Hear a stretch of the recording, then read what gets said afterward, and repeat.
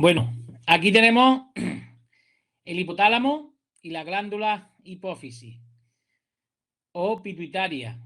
El hipotálamo, tejido nervioso, y la glándula hipófisis, una parte, una extensión del tejido nervioso del hipotálamo que se llama neurohipófisis o glándula pituitaria posterior.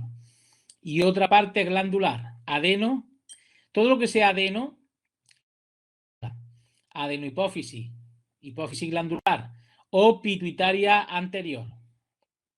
Los tipos de neurohormonas que produce el sistema nervioso son las catecolaminas, producidas por las neuronas modificadas en la glándula suprarrenal, que son las glándulas adrenales, en la médula.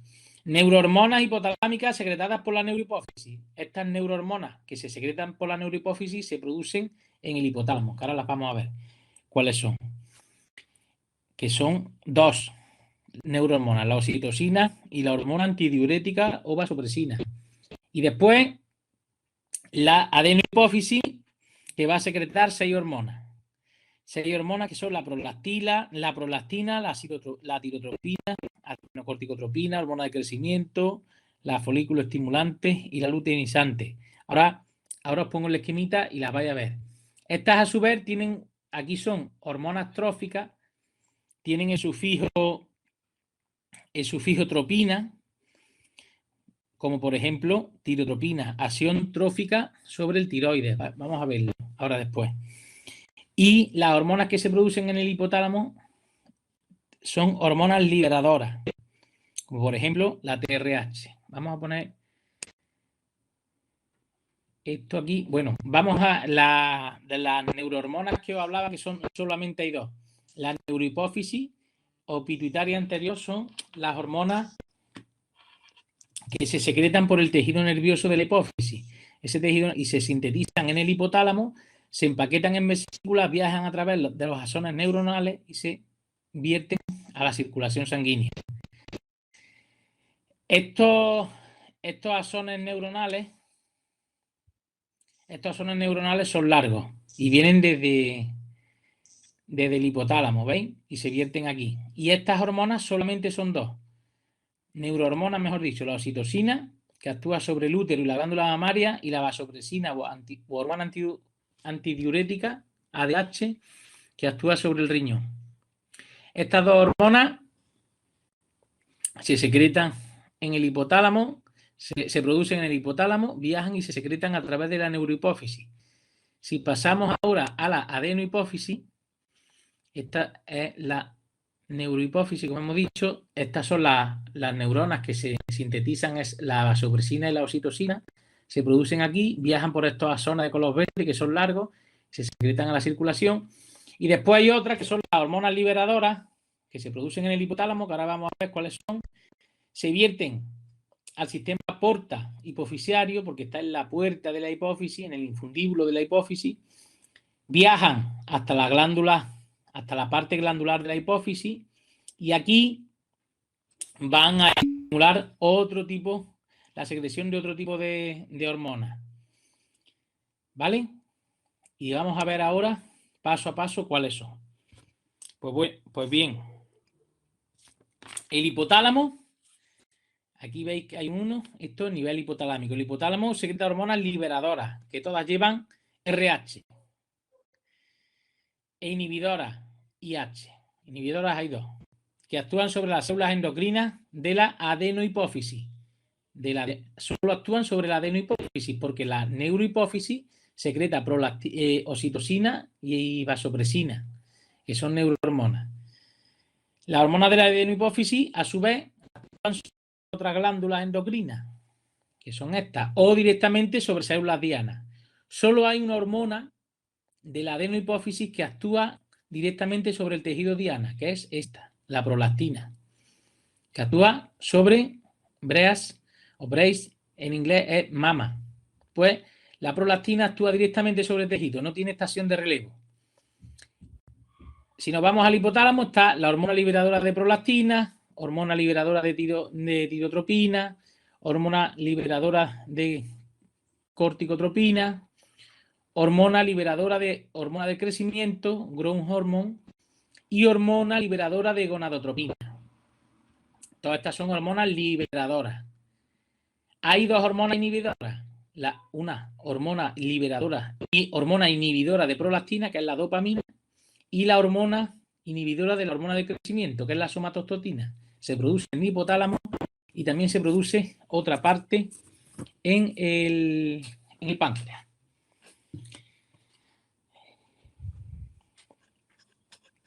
Todas estas son hormonas tróficas que actúan estimulando a glándulas endocrinas. La prolactina hemos dicho que actúa directamente en el tejido, pero la tirotropina, que es la TSH, actúa directamente sobre la tiroides y va a dar lugar a las hormonas tiroideas, que es la triiodotironina, la tetraiodotironina o tirosina y la calcitonina.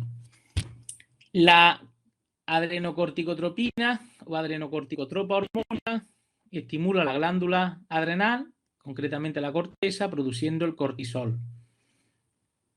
La hormona de crecimiento actúa sobre el hígado y da factores de crecimiento tipo insulina y actúan sobre muchos tejidos. Ahora después vamos a ir viendo cada una de estas hormonas.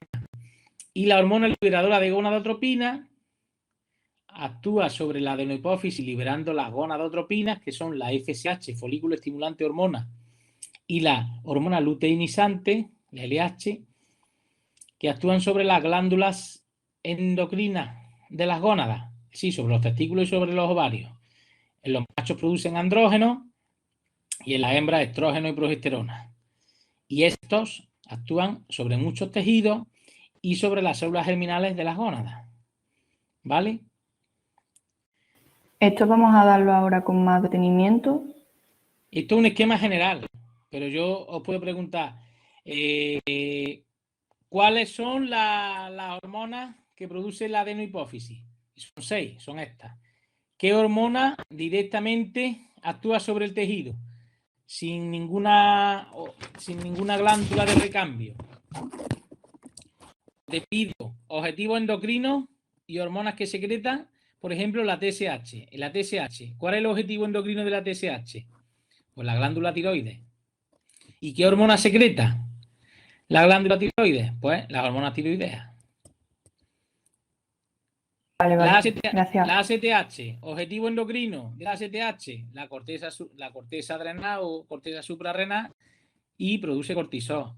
Objetivo endocrino de la GH, el hígado y producen factores de crecimiento tipo insulina. Objetivo endocrino de la gonadotropina.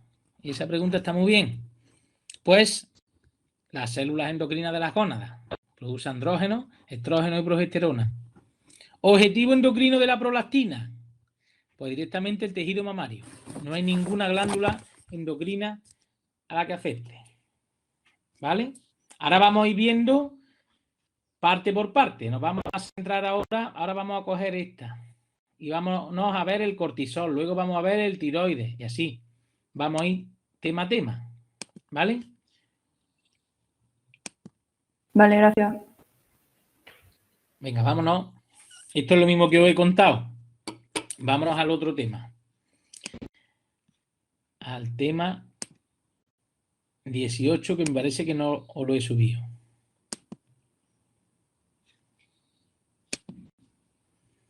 Glucocorticoides, hormonas tiroideas y hormonas del crecimiento. Los glucocorticoides, principal, el cortisol. ¿Dónde se secreta? Tenéis que saber de cada hormona dónde se secreta. Corteza adrenal. ¿Quién regula su secreción? El eje hipotálamo hipofisario adrenal. En el hipotálamo, ¿qué estímulos provocan la secreción de la hormona CRH? Que la hormona CRH es la hormona liberadora de corticotropina.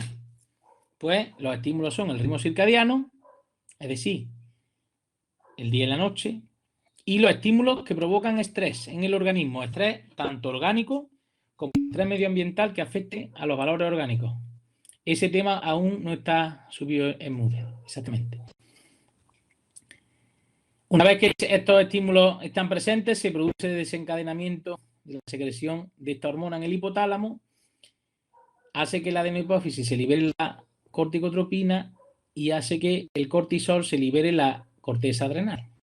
Cuando aumenta en sangre la concentración de cortisol, ya tenemos una cantidad aceptable de cortisol, hace un cortocircuito de feedback negativo, cortocircuito corto sobre la corticotropina o cortocircuito largo a nivel superior de la primera estación de relevo, que es esta, pues a otra más lejana, que es a nivel hipotalámico. Feedback negativo. Después hay hormonas que tendrán feedback positivo. Entonces ya sabemos dónde se secreta, qué estímulos la producen, qué hormonas del eje hipotálamo hipofisario la regulan y ahora cuáles son sus funciones. Primero, os tenéis que tener la función general de esa hormona. La función general de los glucocorticoides se llama glucocorticoides. Corticoides vienen de corteza adrenal y gluco porque su principal función es la de ser hiperglucemiante, es decir, aumentar los niveles de glucemia, aumentar los niveles de glucosa en sangre. Glucemia viene de glucosa, emia, sangre. ¿Vale? Los glucocorticoides suprarrenales se conocen como la hormona del estrés. El cortisol es esencial para la vida. Sin cortisol, sin glándula adrenal, te mueres. Su efecto metabólico más importante es el protector contra la hipoglucemia. Es protector contra la hipoglucemia. Es la hormona del estrés, es decir, junto con las catecolaminas desencadenan el estado de alarma. No el estado de alarma que tenemos ahora, sino el estado de alarma orgánico. Es decir, que ante una situación adversa que comprometa la homeostasis del organismo, es la hormona que hace que se preparen todos los sentidos y todos los sistemas orgánicos para sacarnos de esa situación. El efecto contra la hipoglucemia lo hace junto con el glucagón. En ausencia del cortisol, el glucagón, que se libera en el páncreas, que ya lo veremos, es incapaz de responder. Y también para sacarnos de una situación que nos comprometa la homeostasis, necesita estar presente junto con las catecolaminas. Esa necesariedad para ejercer la función del cortisol junto con otras hormonas es lo que se llama, es una hormona con efecto permisivo, es decir, para que se produzca la función debe estar presente el cortisol. Ahora, la principal función es la hiperglucemiante, pero ¿qué funciones, además de la hiperglucemiante, qué efectos fisiológicos tiene en el organismo? Porque si aquí veis es hiperglucemiante, todo esto va a llevar a aumentar la glucosa en sangre, pero aquí tiene efectos fisiológicos en otros tejidos y órganos. Pues sobre el sistema inmune tiene una función supresora. ¿Qué quiere decir eso? Que si yo tengo una herida infectada y desencadeno cortisol en mi organismo, liberación de cortisol, los glóbulos blancos que van a ir a esa herida infectada van a disminuir. Que si yo me doy un golpe y me rompo fibras musculares, pues que va un montón de células blancas para reparar el tejido por el mecanismo de la inflamación, en la que se produce aumento del dolor, aumento del tamaño, tumor, aumento del color, rubor, aumento de la sensibilidad, dolor, y aumento de la temperatura, calor, porque aumenta el aporte sanguíneo para que lleguen las células blancas a reparar el tejido, pues también se va a ver suprimido. Por ejemplo, una cosa que vaya a comprender rápido. Me pica una avispa en el verano, me pica por encima del ojo. Hay gente que sabéis que es alérgico a la picadura de la avispa, ¿no? Se le pone súper inflamado. ¿Por qué se pone súper inflamado? Porque una vez que te pica la avispa,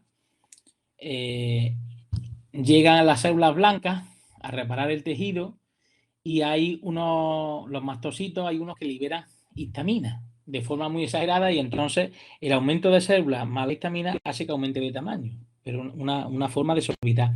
Si yo pongo un corticoide sintético inyectado en el organismo, porque aquí tenemos los naturales cortisol, corticosterona y cortisona, y después tenemos desametasona, prednisona, prednisolona, etcétera, que son los sintéticos.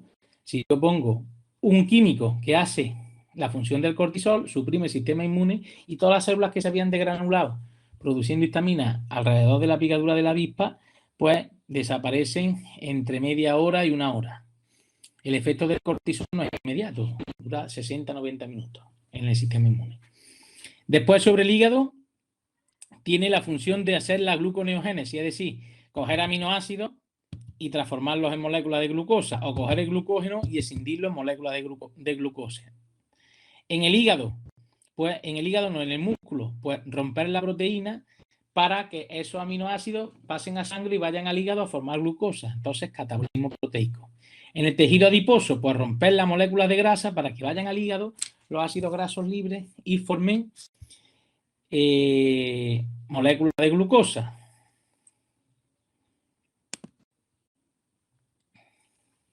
¿Y qué efectos fisiológicos tienen los glucocorticoides sobre el organismo? Pues el principal, inhibición de la respuesta inmunitaria e inflamatoria. Después, conservación del gasto cardíaco y aumento del tono arteriolar, disminuyendo la permeabilidad endotelial. Preparan al organismo para una situación de estrés. Sobre todo como respuesta de supervivencia, ¿no? Claro, entonces lo que hacen es, para la respuesta de supervivencia que tienes que tener glucosa para salir corriendo y preparan la musculatura y preparan el corazón. Después lo que pasa es que hay otros efectos fisiológicos que o te los aprendes o tú no los sacas. Por ejemplo, estimula la maduración del feto, pulmones, sistema digestivo, sistema nervioso, retina y piel. Eso o te lo estudias. La fisiología es mitad memoria y mitad razonamiento. Esto o te lo dice alguien o tú por ciencia infusa no te llega. Entonces que lo ha descubierto alguien, ¿no? Pero ahora, si yo te digo que se inhibe la respuesta inmunitaria e inflamatoria, pues de aquí yo puedo sacar que hay una disminución del tejido conjuntivo. Y aquí debería de poner cicatricial. Imagínate que tú tienes una rotura, te cortas una herida. Te hace un corte y te hace una herida en la piel. Pues para reparar ese tejido necesitas que vayan células inflamatorias a esa zona. Si yo aumento los corticoides y disminuyo la respuesta inflamatoria, pues va a disminuir la formación de tejido conjuntivo, que es la formación de la cicatriz que va a reparar el tejido ese, porque el tejido nunca se repara ya con tejido igual al que estaba, siempre se forma una cicatriz con tejido conjuntivo y con colágeno, excepto que te reparasen el tejido con células madre. Sobre el riñón, aumenta la filtración glomerular y el aclaramiento de agua libre. Sobre el encéfalo, modulación del tono emocional y modulación de la vigilia. Modulación del tono emocional, ¿qué significa? Imaginar que yo voy por el campo y hay un canal de 2 metros de anchura y yo voy por allí paseando normalmente y me encuentro el canal, sigo el canal adelante, paso un puente y paso. Pero un día voy yo por el campo y se escapan, yo qué sé, se escapa de algún sitio yo qué sé, os pongo un ejemplo, que estamos, un perro rottweiler y yo me asusto porque empieza a ladrar detrás mía y yo me creo que me va a morder. Entonces, cuando yo llego al canal, que sé que tiene 2 metros, que normalmente no lo salto, se ha desencadenado una liberación de cortisol. Pues el cortisol va a hacer que mi cerebro, cuando vea el canal, haya una modulación del tono emocional. Es decir, que cuando vea el canal, ni se piense que yo no voy a saltar el canal. Yo voy a dar el salto y con el aumento de glucosa que tengo en sangre y la preparación del corazón a través del aumento del gasto cardíaco, la preparación del tono muscular, voy a pegar el salto y voy a saltar el canal de 2 metros. Y cuando lo haya saltado y mire para atrás, voy a pensar, che, ¿y yo cómo he saltado eso? Que nunca lo salto. Es por efecto del cortisol. Conservación de la función muscular y disminución de la masa muscular. Conserva la función, pero disminuye la masa muscular, pero eso es si mantenemos un nivel de cortisol alto durante el tiempo. Si yo me estoy tomando corticoides durante mucho tiempo, pues produzco catabolismo del músculo. Disminución de la formación de hueso y aumento de la reabsorción ósea. Es decir, se produce menos hueso y se rompe hueso. La resorción es la estimulación de los osteoclastos rompiendo hueso. Pues todo eso son los efectos del cortisol. Aquí que frena la acción de la COM, que es una enzima potenciando el efecto vasoconstrictor de las catecolaminas. Esto lo utilizan en la maduración de los fetos, muchas veces. Y también en la inhibición de la respuesta inflamatoria inmune. Pero la respuesta inflamatoria es porque hace que las células blancas vuelvan a los órganos linfoides. Por eso, por ejemplo, cuando nos resfriamos, ¿qué es lo que pasa? Pues nosotros tenemos la amígdala, es una reserva de células linfoides. Tiene ahí pues glóbulos blancos, tipo neutrófilos, tipo linfocitos, etcétera. Si entra un virus, una bacteria, están en la zona de las amígdalas y los tejidos adyacentes, pues rápidamente pues tienen anticuerpos o tienen inmunidad celular, etcétera, y luchan contra ellos. Pero si yo me someto a un estrés, como puede ser que duerma una noche sin taparme y haga fresco, pues hace menos temperatura y me someto a un estrés térmico. ¿Qué pasa? Que al someterme a un estrés inhibo la respuesta inmunitaria, es decir, las celulitas blancas que están alrededor de las amígdalas se repliegan al interior de las amígdalas y una bacteria que vaya pululando por esa mucosa de la faringe pues va a pasar sin problema, o un virus sin problema, porque estoy sometido a un estrés y el estrés hace que los soldaditos, que son las células blancas, vuelvan a sus cuarteles, que son los órganos linfoides. Y entonces esa bacteria o ese virus pues me va a desencadenar pues al principio una inflamación catarral, que es el resfriado, y puede dar lugar pues a una neumonía si se produce una infección bacteriana secundaria a la infección vírica. Entonces, por ejemplo, ahora para el coronavirus, pues nosotros si tenemos el sistema inmune normal o bien de defensa, pues no tendremos problemas. Que nosotros estamos sometidos a un estrés brutal porque os pille en mitad de una mudanza, como me ha pillado a mí, por ejemplo, pues entonces tu sistema inmune está más bajo. Eres más propenso a que el virus te pueda afectar que a que puedas defenderte de él. O que te pilla, por ejemplo, los animales. ¿Cuándo nos resfriamos más? Cuando estamos en pleno invierno, que hace mucho frío y el día es frío, cuando estamos en pleno agosto, que el día es caluroso y la noche es calurosa, o nos resfriamos ahora en primavera y otoño, que por la noche hace fresco y por el día hace calor. El estrés son los cambios bruscos. Pues nos resfriamos más ahora que subimos más estrés, ¿no? Los cambios de temperatura. En el invierno no te resfrías tanto, a no ser que estés entrando de frío a calor bruscamente. Cuando más se resfría uno es ahora. Y si en una clínica veterinaria veis los casos de perros por ejemplo, con resfriados, con traqueitis también por procesos víricos, se producen ahora y en otoño. Y es por eso mismo que os cuento. Entonces, pues nada, cuidado con el cortisol y con el estrés. Efectos sobre el metabolismo. Pues sobre el hepatocito, estimula la gluconeogénesis, es decir, aumenta la cantidad de glucosa. Cuando hay mucha glucosa, produce glucógeno y lo almacena, pero si necesita glucosa pasar la sangre, pues rompe el glucógeno y lo pasa a sangre. Y la gluconeogénesis también puede formar glucosa a partir de los aminoácidos libres. Los aminoácidos libres en plasma, ¿de dónde vienen? Pues de la fibra muscular del catabolismo de las proteínas. Las proteínas se rompen y aumenta la catabolia o catabolismo proteico, baja la síntesis de proteínas, aumenta los ácidos grasos disponibles, los aminoácidos disponibles pasan a sangre, estos van al hepatocito y a través de la gluconeogénesis forman glucosa. La glucosa sale a plasma, aumenta en plasma. Y con los ácidos grasos pasa igual. Aquí tenemos el adipocito, se produce una bajada de la glucolisis y un aumento de los ácidos grasos libres por aumento de la lipólisis. Pasan los ácidos grasos al plasma, pasan a la célula muscular y a través de la beta-oxidación producen energía. Al final lo que va buscando el cortisol es que haya disponibilidad de combustible para la célula y el combustible primordial es la glucosa. Y de los aminoácidos puede sacar glucosa y de las grasas puede sacar glucosa. Este es un esquema prácticamente más de bioquímica. Pero, como esto lo sabéis, os lo paso y os lo vais mirando.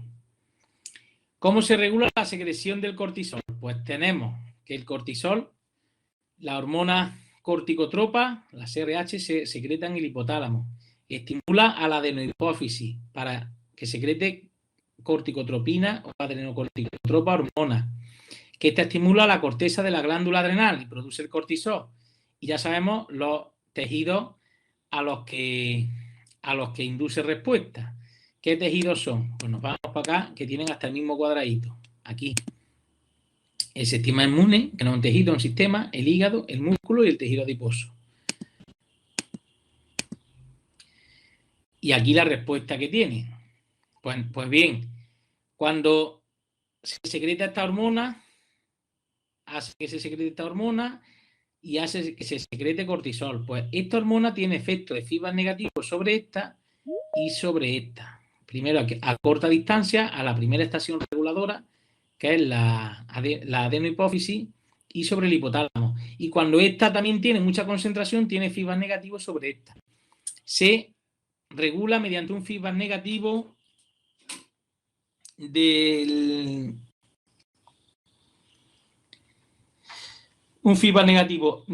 circuito corto y circuito largo. Cuando se produce esta regulación, se produce disminución del apetito, inicio del parto, ansiedad, depresión, inmunidad, inflamación. Eso es muchas veces los estímulos que hacen que se secrete la CRH. Disminución del apetito cuando se come menos, porque necesitas tener glucosa en sangre. El inicio del parto hace que desencadene la estimulación de la CRH. La ansiedad y la depresión hace que se desencadene la CRH. La inflamación y el sistema inmunitario. El efecto de la corticotropina posee acción inmediata, se aprecia a los pocos minutos de la liberación del cortisol.